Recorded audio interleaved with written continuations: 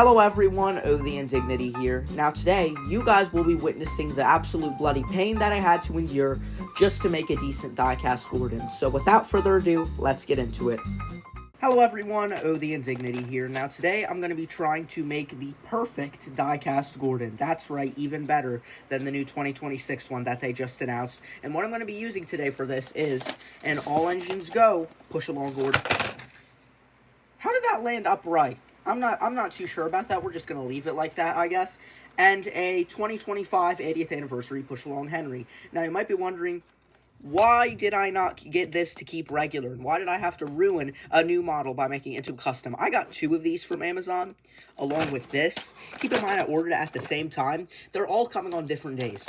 Gordon came a couple days ago. Henry came as I'm starting to record this. And the next Henry should be coming tomorrow or the next day, I believe. So you know what? Without further ado, let's just open them. I've never actually had neither of these models before, so it'll be a new experience for me opening these and taking them out of the box to see.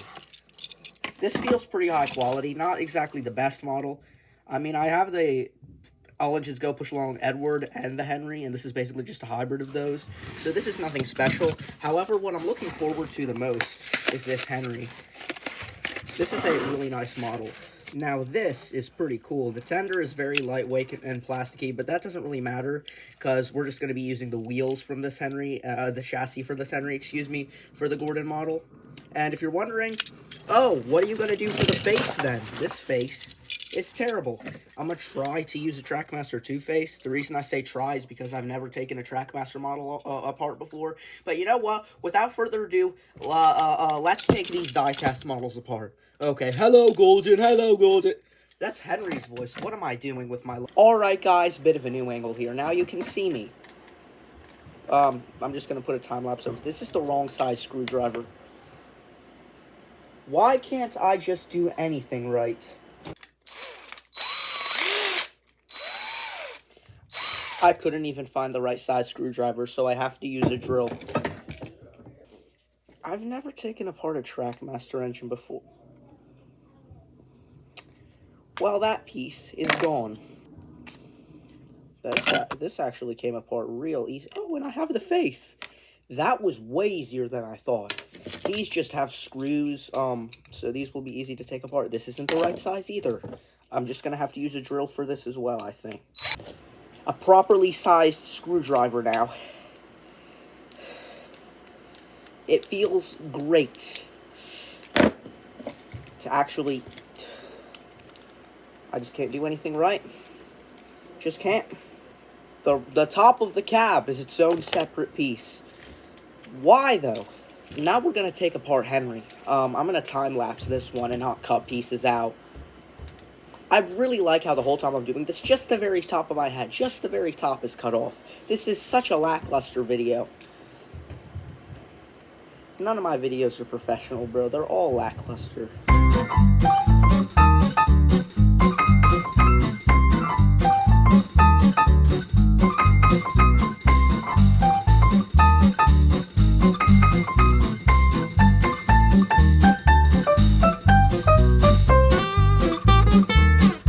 Just found this out. The Henry smoke box with the proper funnel doesn't even work with this Gordon, so that was just a complete waste of time. So I have to use the one with the weird funnel, but the proper face does work on it, though. Instead of me trying to get this impossible to bit piece of the face to come off, why don't I just snip this with pliers? Ooh, that came out really easily. It's some very cheap plastic. I really hope that wasn't too much. I really hope that wasn't too much. Oh, please don't look ugly. That's Henry's face. That's the wrong face.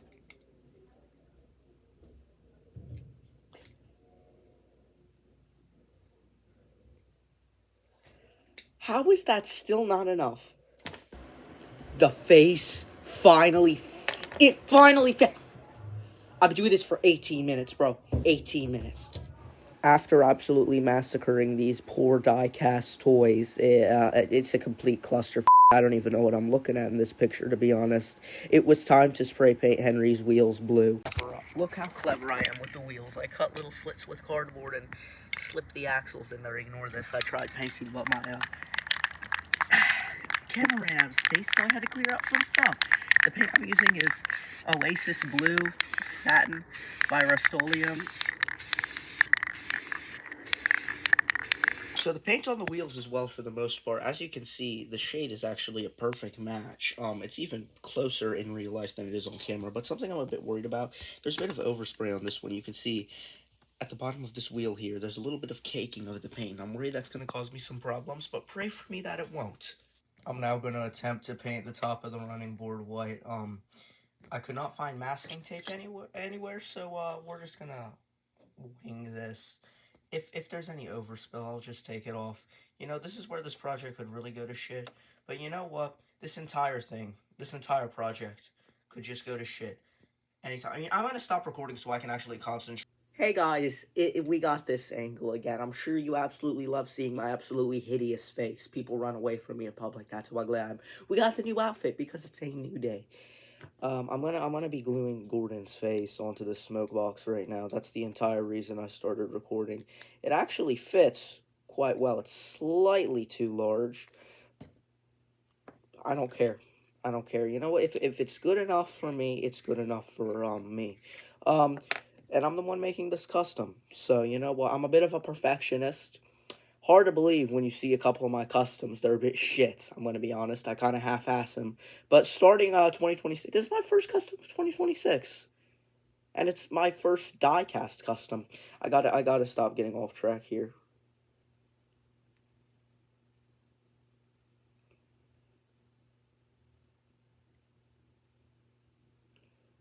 Are you kidding me? I just found this. I forgot to spray paint one of these wheels. And they literally just dried. I had to wait a whole night for this to dry. So now I have... Why? I feel like this happens more... This has happened to me more than once. I always seem to forget to paint just like one axle. One damn axle.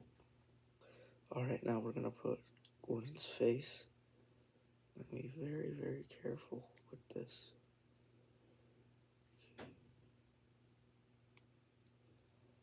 No, don't be twisted, please. Please don't be twisted.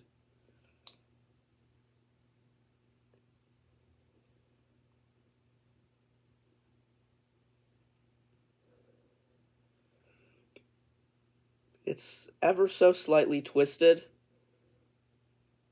but it looks okay, so I'm just going to leave it the way it is.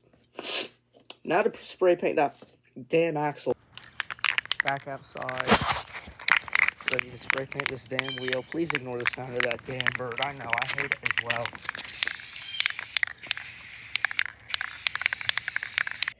I'm going to attempt to paint this American cheese yellow, shaded whistle gold with a very nice gold paint pen from the same company that saved my Ruby cargo cars on that Mattel 80th anniversary Thomas. I then colored the buffers black, which is something that Mattel never does on any of their Thomas toys. Absolutely no idea why. This is a huge moment. Everything is finished. These wheels are that I spray painted this morning, they actually dried quite fast. They're just about dry. They're still a bit tacky, so I'm not going to mess with them too much, but I'm very excited. So I'm going to be assembling this now. Yeah, why not? We should probably do the chassis first. Why is there so much, like, sawdust on this thing? Look at that. There's so much dust. Jeez, bro. This is dustier than Tata.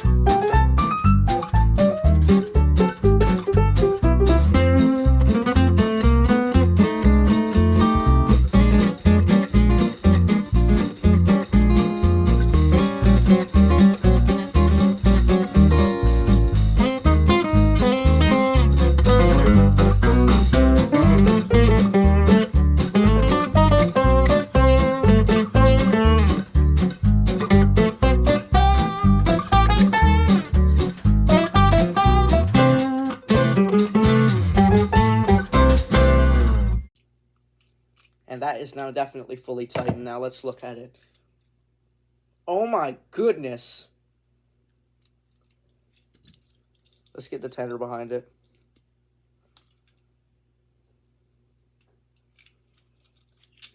Oh my goodness. Okay, so, that's a bit unfortunate. This looks great, but there's a giant painting of the New York City skyline in my basement above my workbench, and it just fell down. So let me, and I'm holding it right now. The painting is now fixed. It's gone back up. Look at this. I did this. Of course, I forgot about the side rods. Here they are. Would they even work? Nah, they don't work. The side rods, they don't fit. Which is a bit unfortunate because I wanted these on here. But you know what? Ignoring the side rods, I did this. This might be my favorite custom. Yeah, no, this is my favorite custom I've ever made. And it's not even wooden railway, despite the fact that I specialize in wooden railway. You know what? I'm going to cut the camera so I can admire this thing a little bit more. But you know what? I think it's time for the running footage.